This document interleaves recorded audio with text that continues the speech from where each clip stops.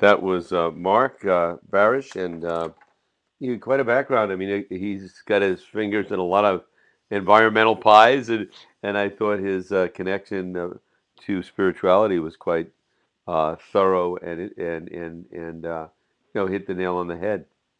Yeah.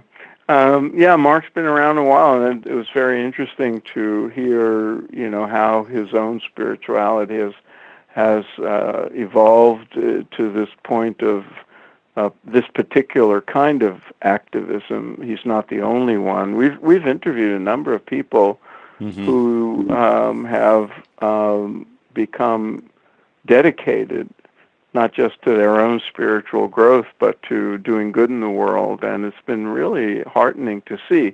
And he's, this business of planting trees and greening the world, regreening the world is kind of a really interesting phenomenon and worth, I would recommend to our listeners that they go to the website and check out what they're up to. Right. What was his talk like at the Parliament of World Religions? Was it this year? Yeah, it was last year in Hmm. October. It was a huge gathering of people, and I think it was the last night, the last sort of gathering of everybody, plenary sort of thing. And there were a number of speakers, some of them very well known, and then there was Mark, and who I was surprised to see, because I know Mark, and there he was on stage. It was quite nice to see because the theme of the Parliament wasn't just let's bring people from different religious groups and spiritual groups together, and there were a zillion concurrent sessions every day of people giving workshops and panels and lectures and so forth.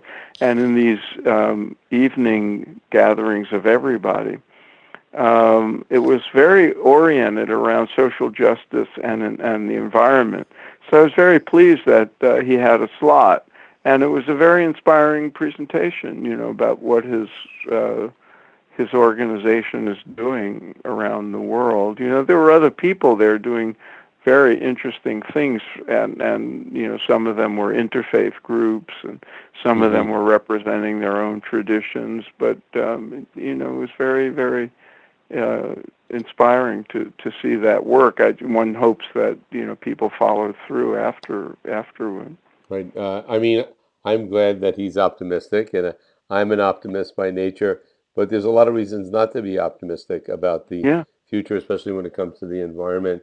And I think unless it sinks into people spiritually that it's actually part of their spiritual responsibility for those people that feel they should be spiritually responsible, uh, we could continue to have problems because I think in the past when there was that certainly in the West, a disconnect between one's spiritual life and your responsibility to the environment.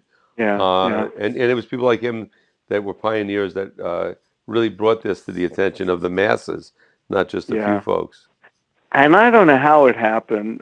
Some religious historian is going to have to explain, and I'm sure they have, how it was that the dominant religion of America, the Protestant Christian form of Christianity, got somehow conflated with economic growth and capitalism and prosperity and all that, and a not just an indifference to the natural environment, but almost a hostility that it was there to be harvested and cultivated and mined and exploited for Hmm. our own material Well, benefit. I That's think man was, put on top of the pyramid in those religious groups in Christianity.